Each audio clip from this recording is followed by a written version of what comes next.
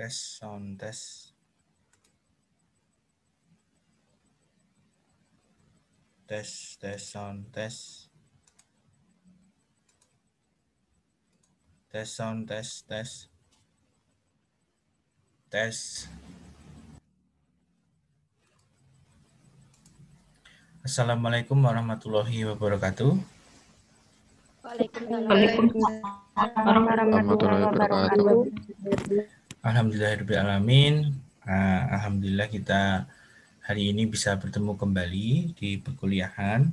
Sebelumnya saya mengucapkan minal aidin wal faizin, mohon maaf lahir batin untuk teman-teman semua. Saya meminta maaf dan memohon maaf pada teman-teman apabila selama perkuliahan kemarin ada kesalahan saya ataupun teman-teman merasa perkuliahan saya kurang maksimal. Saya memohon maaf sebesar-besarnya.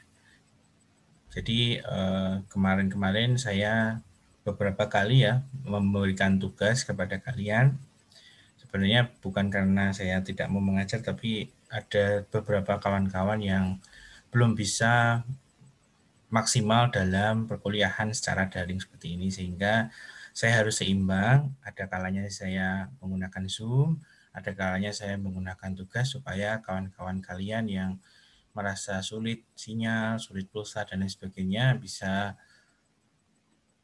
sedikit terbantu ya, karena tidak selalu Zoom. Oke. Nah, kita sudah menginjak hampir terakhir perkuliahan semester ini ya, hampir berakhir semester ini.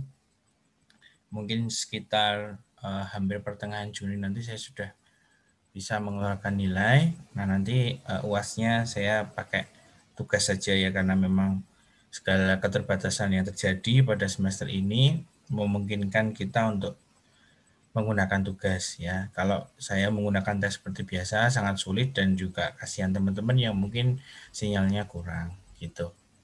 Nah, yang penting kita tetap belajar ya, kita tetap mengisi semester ini dengan perkuliahan. Nah, pada pertemuan ini saya akan melanjutkan. Jadi tugas yang sebelumnya kalian saya minta untuk meringkas tentang kantor cabang ya. Jadi kita sudah mulai masuk ke kantor cabang. Saya review sedikit kalau sebelumnya kita melihat bagaimana konsep bisnis dari bank syariah ya. Jadi bank syariah dulu sudah saya ajarkan bahwa bank syariah itu financial intermediary, dia menjadi jembatan ya. Dia menjadi jembatan antara ya si kelebihan dana ya dan si kekurangan dana. Jadi kalau saya gambarkan di dalam papan ini ya. Jadi kalau bank syariah itu posisinya di tengah teman-teman ya. Jadi jangan pernah kalian berpikir bahwa bank syariah itu jual beli biasa ya, tidak seperti itu. Jadi bank syariah itu adalah jembatan atau nama kerennya adalah financial intermediary. Ya, financial intermediary. Financial intermediary. Ya. Nah, financial intermediary. Dia menjadi jembatan antara orang yang kelebihan dana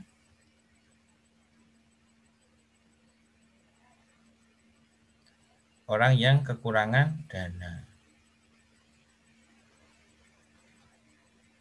Ya, ini saya ngulang sedikit ya, supaya teman-teman bisa flashback lagi mengingat bagaimana konsep dari bank syariah atau cara bisnis bank syariah. Beda ya. Kalau kita ngomongin perusahaan biasa, dia perusahaannya itu jual beli biasa, tidak seperti ini bentuknya ya. Nah, nanti keuntungannya disebut dengan spread ya. Pernah saya jelaskan ya, spread.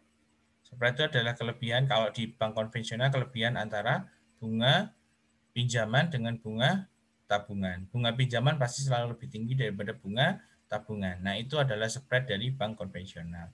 Sedangkan kalau bank syariah ada 3 ya, ada jual beli, ada sewa, ada bagi hasil ya. Nah, dari situ teman-teman bisa mendapatkan keuntungan. Kalau jual beli berarti apa? Kalau jual beli berarti dia berhubungan dengan keuntungan dari penjualan barang. Kita belikan dulu barangnya, kemudian kita jual ya dalam bentuk profit. Sudah ada profitnya. Misalnya kita beli mesin 5 juta ya. kita beli mesin 5 juta, terus dibeli sama nasabah kita dengan akad murabahah, ya, itu adalah 6 juta misalnya gitu. Selisih 1 juta adalah keuntungannya, seperti itu, ya. Jadi bisa dipahami ya teman-teman ya. Ini flashback aja, masih ingat ya tentang bank syariah. Terus kita juga kemarin sudah belajar berkaitan dengan profitabilitas atau tingkat efisiensi dari bank-bank yang ada di Indonesia. Ya, teman-teman sudah paham ya. Jadi hanya ada sekitar 3%, 1%, dan bahkan resikonya sangat tinggi, ada yang rugi. Ya, tapi dari bank ini, kalau Indonesia atau negara kita tanpa bank, itu apa yang akan terjadi? Ada yang bisa memberi penjelasan?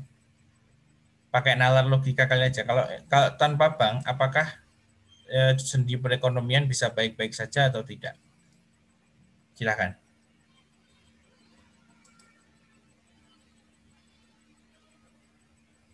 Tidak bisa. Oke, kenapa? Karena mungkin kalau yang tanpa bank itu kan jadi yang punya kelebihan dana itu tetap punyanya dia. Jadi yang kekurangan dana tetap kekurangan dana, yang kelebihan tetap kelebihan. Oke, jadi kalau yang kelebihan dana akan bingung mau menginvestasikan atau mengalokasikan dananya kemana, ya. Mungkin kita di rumah punya sawah, ya, sawah yang menghasilkan puluhan juta setiap bulannya misalnya gitu ya.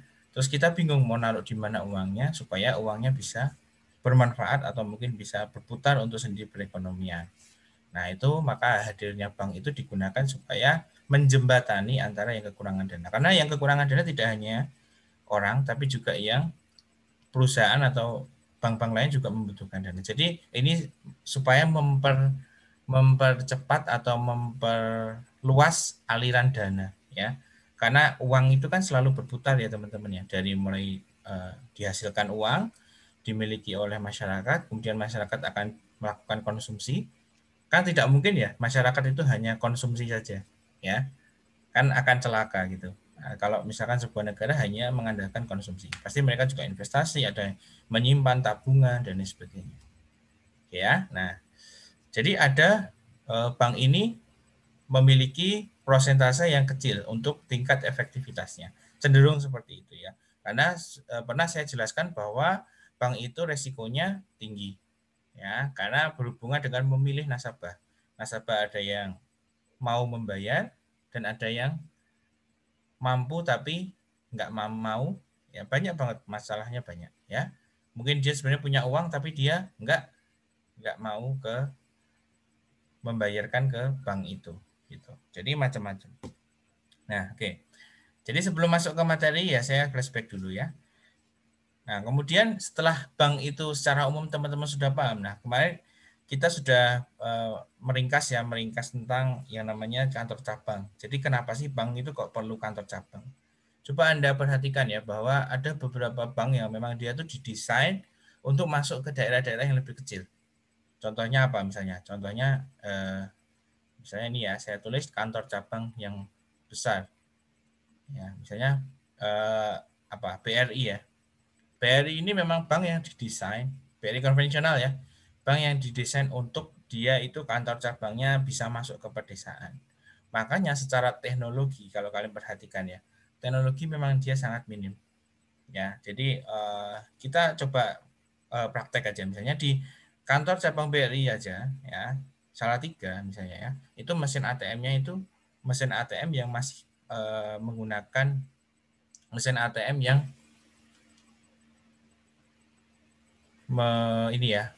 meminta ada biaya admin. Nah, itu kan berarti menunjukkan bahwa mesin itu mesin yang bukan sepenuhnya milik bank. Artinya secara teknologi itu masih kalah kalau dibandingkan dengan BCA. Ya.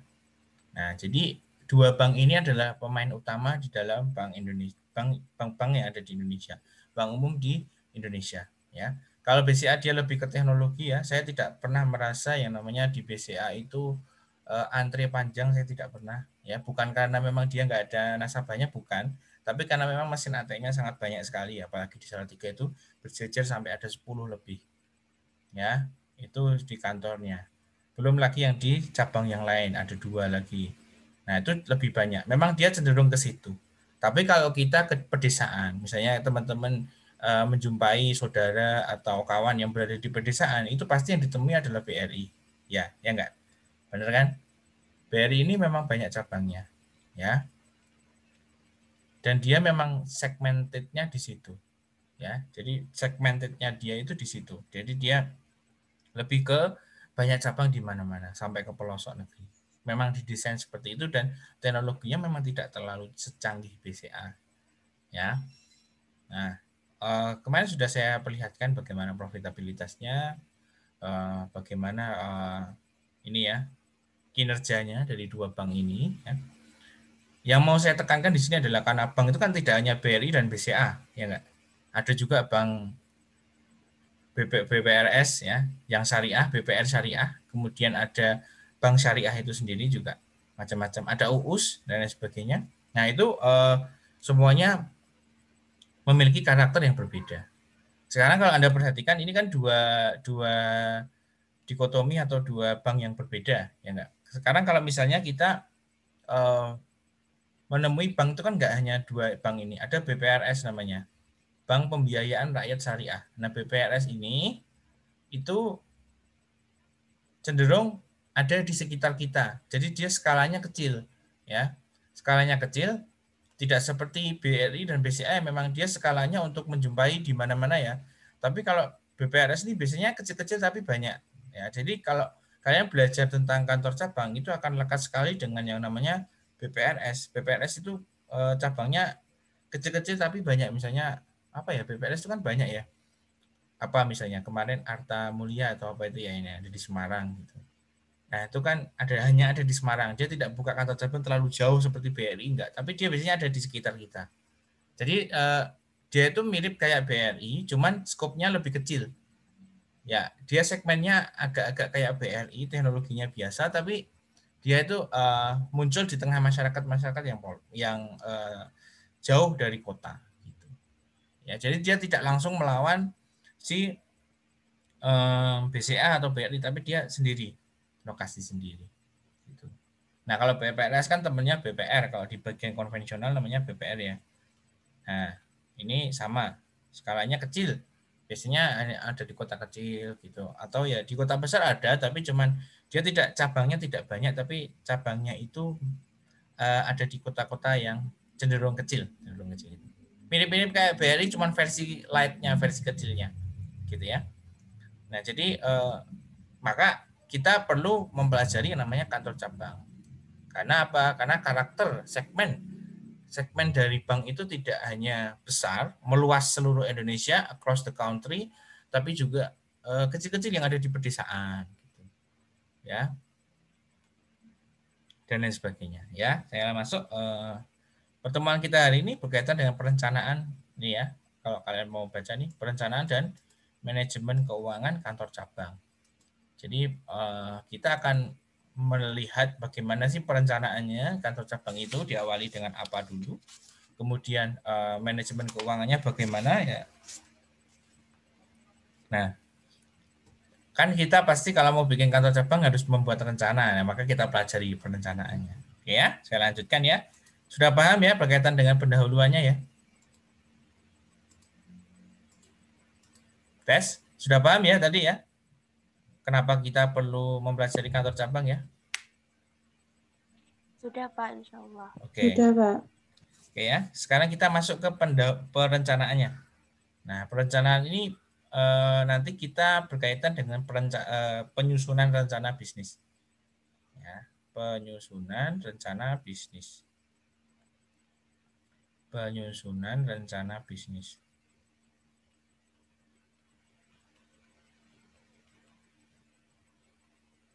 Penyusunan rencana bisnis. Ya. Nah, apa saja yang akan kita tentukan di awal? Nah, jadi rencana bisnis ini kalau solid itu bisa menjadi fondasi yang kuat, teman-teman, untuk mencapai target bisnis. Targetnya apa? Ya, makanya kita yang pertama adalah menetapkan targetnya dulu.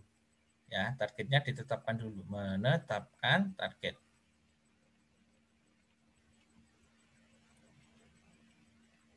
Targetnya ditetapkan dulu nih. Ya, misalnya saya mau nyasar masyarakat yang ada di Kabupaten A, di Kecamatan A, di sebuah desa, misalnya gitu ya. Contohnya seperti itu. Jadi misalnya tetap target apa ya misalnya? Oni mana Oni? Oni ada ya? Rumahmu mana? Ini kabupaten apa namanya? Namanya Kabupaten Pati. Oh ya, Pati, kecamatannya apa?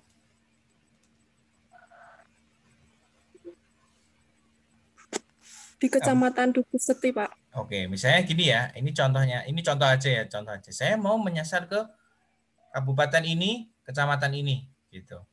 Kelurahannya apa misalnya gitu ya? Apa kelurahannya namanya? Kelurahannya di Grogolan. Grogolan. Oke, misalnya gitu ya. Nah, saya mau bikin bank di sini. Set gini. Set. Nah, ini target juga, sebuah target bahwa kita mau target di masyarakat ini, Kabupaten Pati, Kecamatan Dukuh Seti, Kelurahan Grogolan. Kenapa? Satu, karena mungkin nggak ada bank karena di situ belum ada bank. Ya, misalnya gitu, contoh aja yang paling gampang ya. Atau sudah ada bank tapi masih sedikit, itu juga bisa. Itu contoh ya. Nah, kemudian kita menetapkan program-programnya yang kedua. Program untuk mencapai target itu. Misalnya di sini kan targetnya bisa membersamai masyarakat yang ada di sini dengan orang-orang yang kelebihan dana di sini, maka bisa menabung di tempat kita. Contohnya gitu ya misalnya. Nah, programnya apa? Misalnya di sini programnya ini tabungan.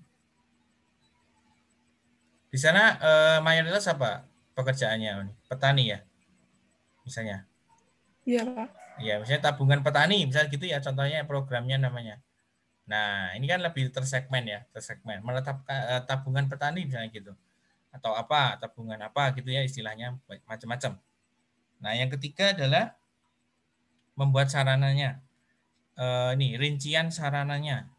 Rincian sarana pendukung.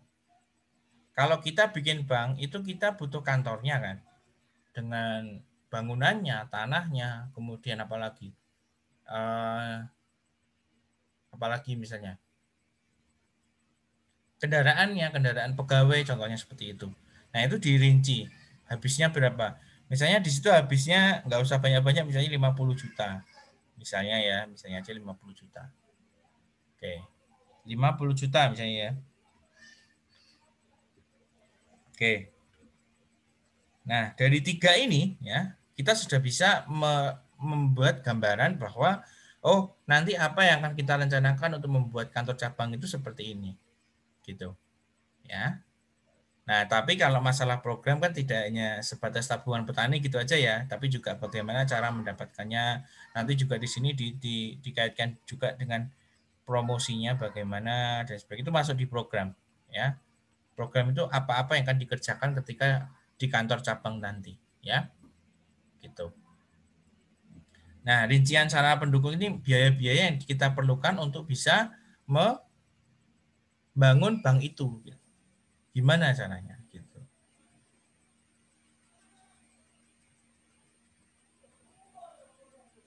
Gitu ya, teman-teman ya.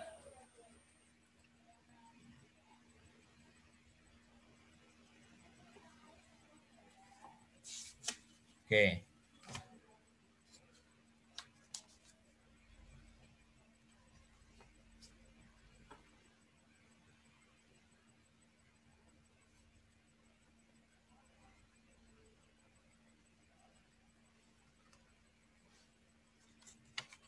Ada pertanyaan teman-teman sampai di sini? Mungkin dari overview tadi mau ada yang tanya juga boleh, atau mau dari ini juga sudah boleh. Silakan kalau ada yang ada yang ditanyakan bagaimana, silakan.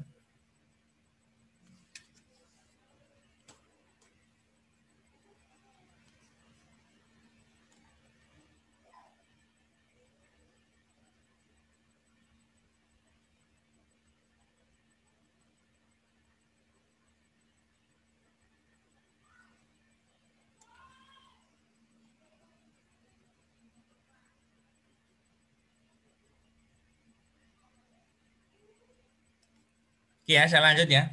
Nah, kalau sekarang kita sudah menentukan ininya, sekarang kita tentukan juga key performance indikatornya. Ya, key performance indikator itu apa Pak gitu ya. Nah,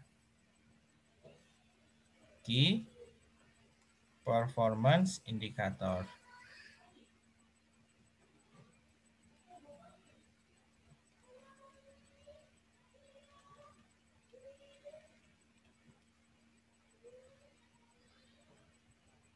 Apa itu key performance? Itu adalah indikator yang digunakan untuk menilai kinerja kantor cabang kita.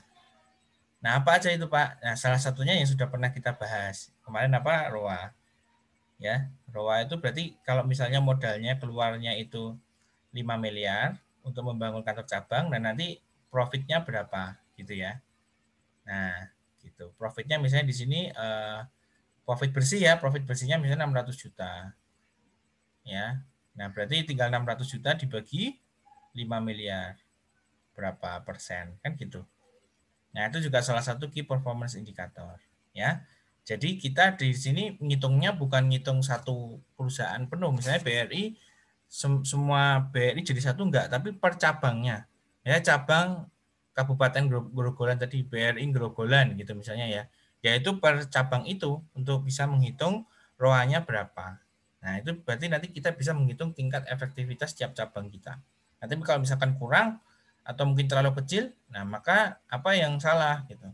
Berarti kan biayanya lebih besar daripada profitnya, ya. Misalnya di sini biar gampang aja saya genepin 500 juta aja ya. Biar enak dihitung. Kita lihat di sini 500 juta. Ya. Berarti 500 juta itu berapa persennya 5M? 10% ya.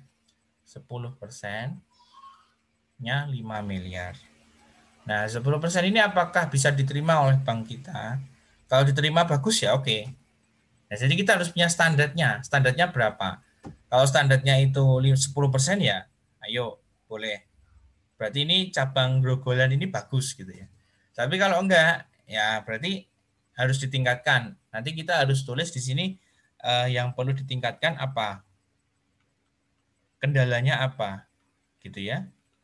Oh, kendalanya banyak nasabah yang tidak mau bayar dan sebagainya. Ya, sekarang bagaimana caranya kita memilih nasabah yang bagus, plus juga kita kalau misalkan terjadi tidak terbayar, ya kita punya cara supaya itu terbayar. Dengan cara seperti apa? Bisa juga dari tabungannya, otomatis diambil, itu kan auto debit ya namanya ya. Itu juga bisa sebagai satu trik untuk supaya dia tetap bayar dengan disiplin. Seperti itu misalnya. Ya. Nah, tidak hanya berkaitan dengan level kantor cabang, tapi juga level pegawai juga ada. Ya, jadi yang nomor dua adalah level pegawainya, atau mungkin di sini namanya kinerja pegawai. Ya, oh pegawai itu nggak pernah mau promosi Pak, pegawai itu sering tidak berangkat kerja dan lain sebagainya. Itu harus dilihat, ya. Jadi di sini di definisinya adalah tingkat kualitas pegawai. Nah, ini tiap pegawai ya, tidak bisa satu kantor cabang. Jadi kalau tadi dalam level kantor cabang kita mengenal ROA tadi sama seperti bank kita sebelumnya, BRI pada umumnya gitu ya. Tapi kalau kinerja pegawai berarti tiap-tiap pegawai yang ada di tempat kita itu kita nilai.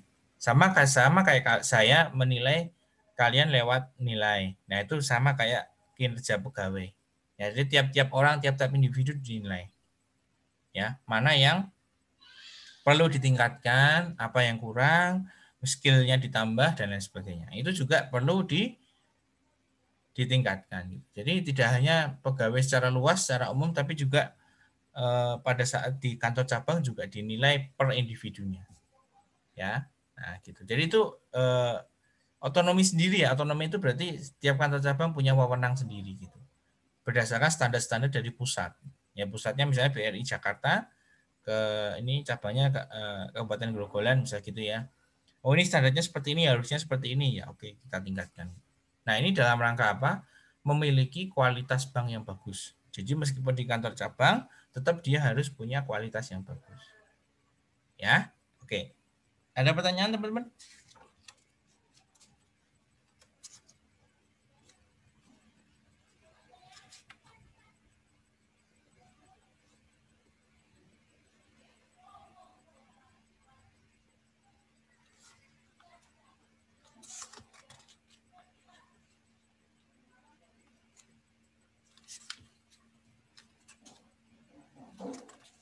Jadi tiap kantor cabang tuh pasti bikin laporan keuangan sendiri ya.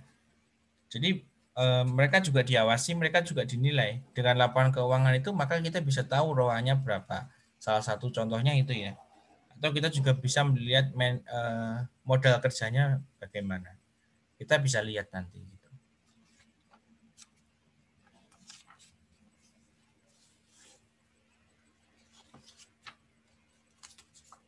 Oke, ada pertanyaan teman-teman?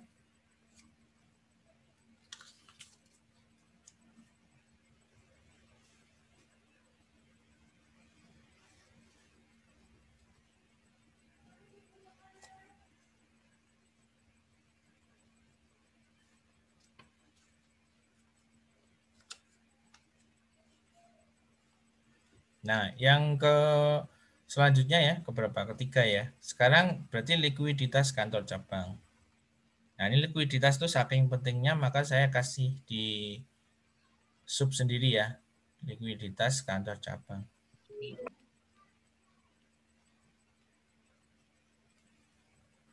Likuiditas kantor cabang.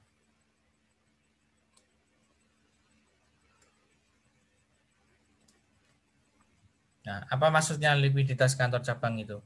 Ya. Nah, maksudnya adalah kalau kita kemarin belajar mengenai likuiditas itu kan berarti kita secara umum ya, secara umum semua kantor cabang. Kalau BRI berarti semua kantor cabang gitu ya. Tapi sekarang kalau kita likuiditas kantor cabang berarti hanya kantor cabang itu.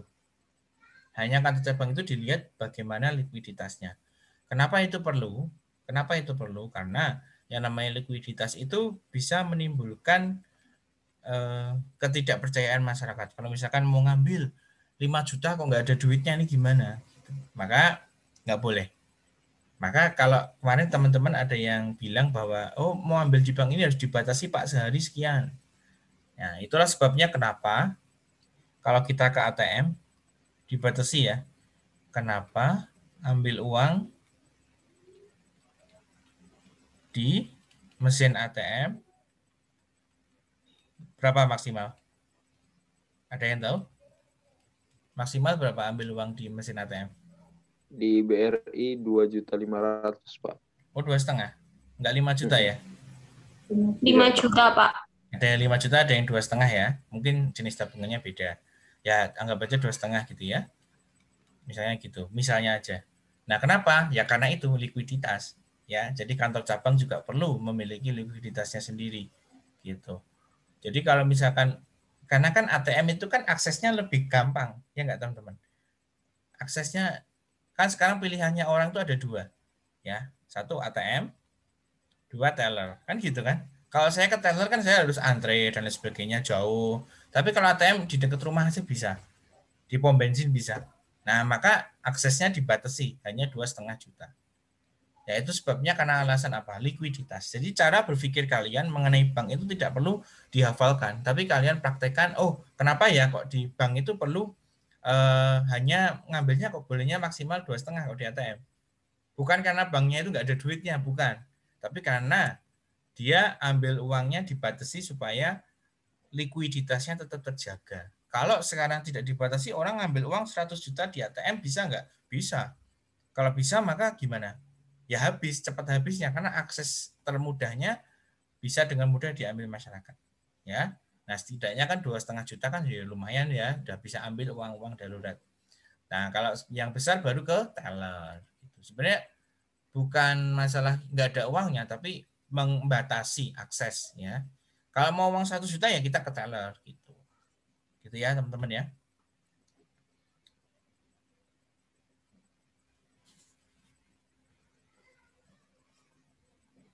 Nah, selain itu likuiditas juga tidak berhubungan dengan tabungan saja, tapi juga ke sisi penyaluran. Di sisi penyaluran nanti kalau misalnya di sini akadnya mudharobah, misalnya bagi hasil, bagaimana? Apakah liquid? Kita sudah janjian mau bagi hasil, uangnya ada nggak gitu.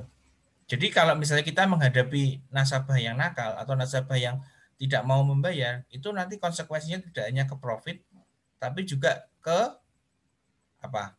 Ke likuiditas juga. Baik itu likuiditas ke penyaluran dan likuiditas ke penghimpunan. Ya, karena duit bank itu kan muter terus. Jadi kemampuan bank untuk memutarkan uang itu yang akan menjadi profit. Kalau bank itu terlalu banyak memiliki nasabah yang dalam tanda kutip tidak mau membayar atau tidak beres, nakal dan sebagainya gitu. Nah, itu dia akan berkurang profitnya dan tingkat likuiditasnya. Nah, dua hal ini harus dijaga oleh bank. Ya, dua hal ini harus dijaga karena kalau ini tidak dijaga, maka kantor cabang tadi bisa ditutup atau enggak profit.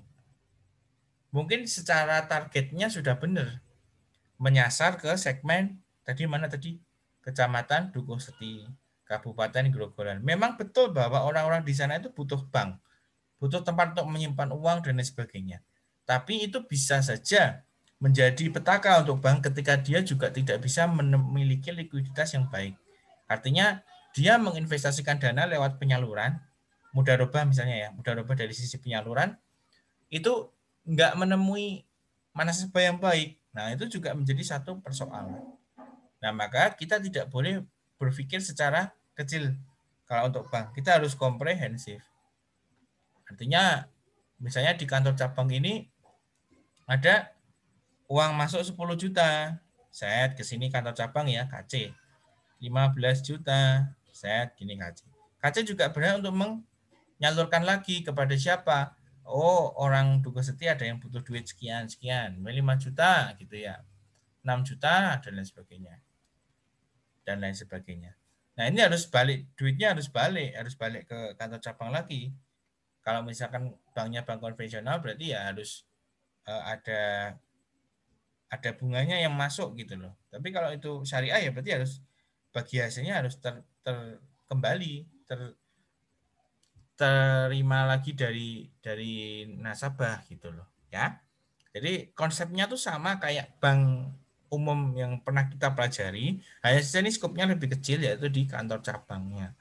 Dan apa-apa yang ada di sini itu selalu berkaitan dengan skop yang lebih kecil, skala yang lebih kecil, yaitu kantor cabang. Sama sebenarnya. Ya, hanya saja harus hati-hati bahwa nasabah yang atau mungkin strategi pemasaran yang bagus sekalipun kalau tidak diimbangi dengan strategi penarikan atau penagihan yang bagus juga, maka dananya juga nggak akan balik. Karena ini kan kita ngomongin uang ya, semua pasti butuh uang, semua suka uang, dan kemungkinannya sangat banyak sekali ya. Ada orang yang mau membayar, ada orang yang mampu tapi nggak mau membayar, ada orang memang nggak mampu, dan lain sebagainya. Itu bagaimana caranya. Ya, jadi konsep kantor cabang ini kita pahami sama seperti dengan kantor bank umum pada umumnya, hanya saja dia lebih light atau lebih kecil, versi light gitu ya, versi kecilnya gitu. Hampir sama sebenarnya. Terus kantor cabang itu posisinya apa, Pak? Nah, posisinya kalau dibandingkan kantor pusat, dia itu kan investasinya kantor pusat. Ini pusat ya. Ini ke cabang. Jadi cabang itu sebagai investasinya kantor pusat, perpanjangan tangannya.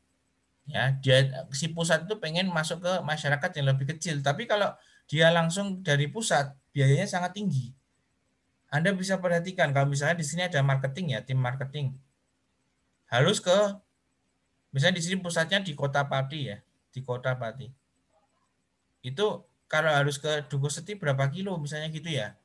Berapa kilo, Mbak Oni tadi? Kira-kira. Mbak Oni masih ada?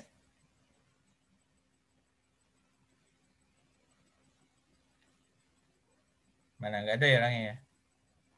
Nah, misalnya di sini 25 kilo misalnya gitu ya.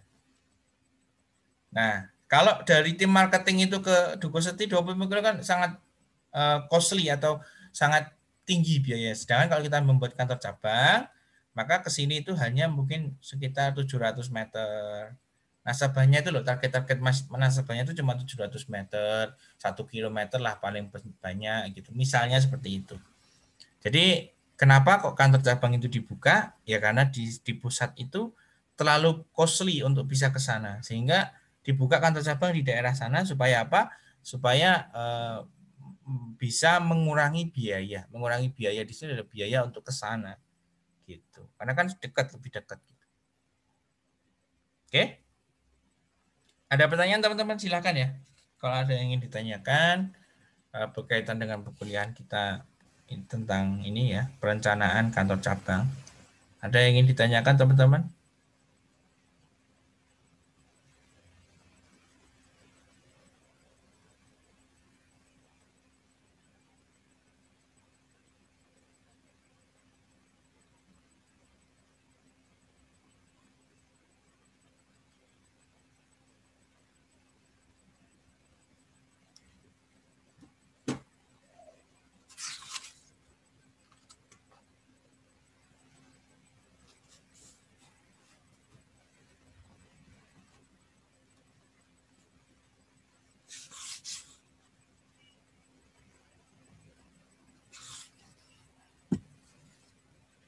Ada pertanyaan teman-teman?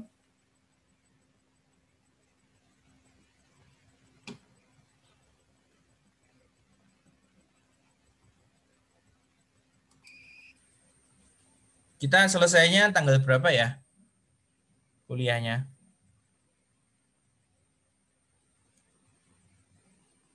Ada yang tahu? Atau mau ditentukan? Mau selesai kapan? Kita berapa pertemuan lagi? Minggu depan masih mau kuliah atau langsung tugas untuk UAS? Terserah kalian. Gimana? Pak, mau tanya, Ya, silakan. tugas UASnya itu berbentuk apa ya, Pak? Ya, kayak tugas biasa itu yang kemarin-kemarin lah. Bisa meringkas, bisa soal, menjawab soal, dan sebagainya. Saya belum buat sih memang. Tapi paling sekitar-sekitar seperti itu. Nggak berat kok, tenang aja. Mau selesai kapan? Minggu depan atau 2 minggu lagi atau mau kuliah lagi terserah. Gimana kita buat Mau kesepakatan? tanya, kalau misalnya materi Bapak minggu depan masih ada materi kita? Ya kalau mau dibuat ada ya ada. Sebenarnya ada, tapi kalau nggak ada ya boleh. Sama aja sih sebenarnya. Sebenarnya ada. Ada sih, tapi kalau mau selesai ya terserah. Mau langsung kerjain tugas boleh. Terserah kalian aja, saya ngikut. Kalau mau Zoom lagi ya boleh. Atau mau berapa kali lagi kuliahnya. Ini kan sudah akhir Mei. Berapa kali lagi aja gitu.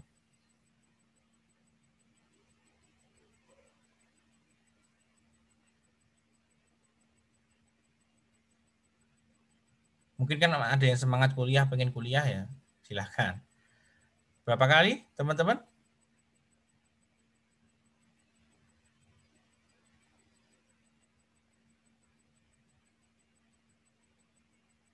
Ayo ngomong aja nggak apa-apa, usul kok. Kan belum tentu ini ya.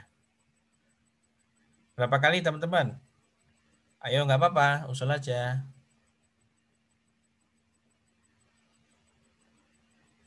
1, 2, atau 3, terserah. Diskusi bentar nih, Pak. Oh iya, iya.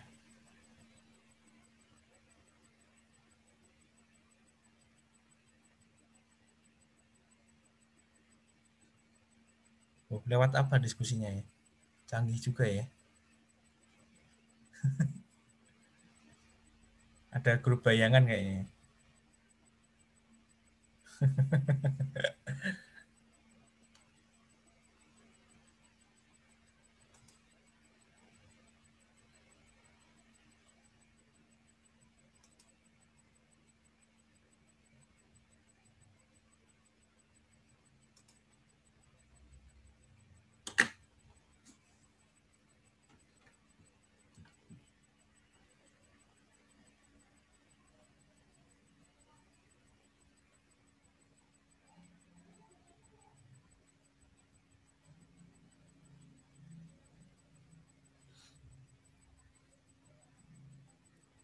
Saya tunggu ya.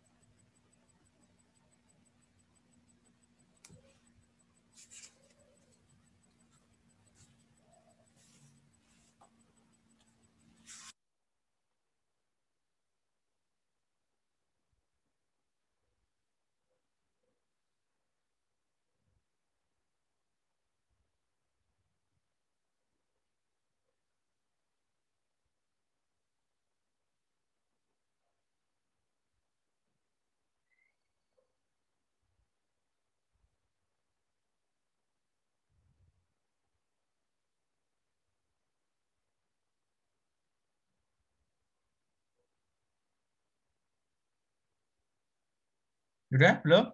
Lama banget ini diskusinya.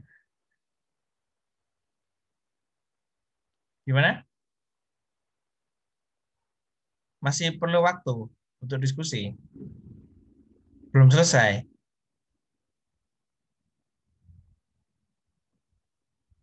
Kalau belum nanti lewat WA aja. Ya. Ya. Halo, tes.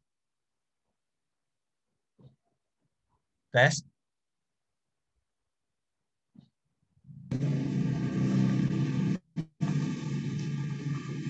Tes. Ya. Gimana?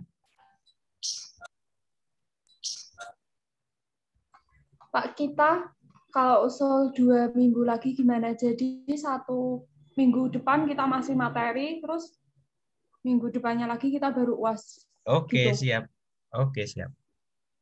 Saya kira mau 5 kali lagi. Bercanda ya. Ya, oke ya. Kita satu kali lagi besok materinya masih kantor cabang.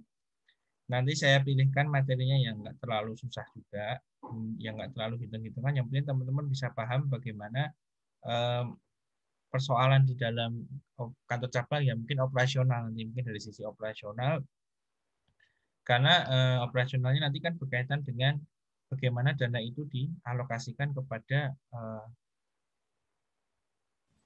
ini ya nasabah atau nanti mungkin saya kasih jasa lain-lain dari bank kan ada LC, ada bank garansi, ada safe deposit box. Teman-teman belum pernah memahami tentang produk-produk itu nanti mungkin saya jelaskan tentang produk-produk itu ya jasa perbankan syariah yang lain selain dari tiga akad yang utama itu mudharabah, murabahah dan mudharabah, murabahah dan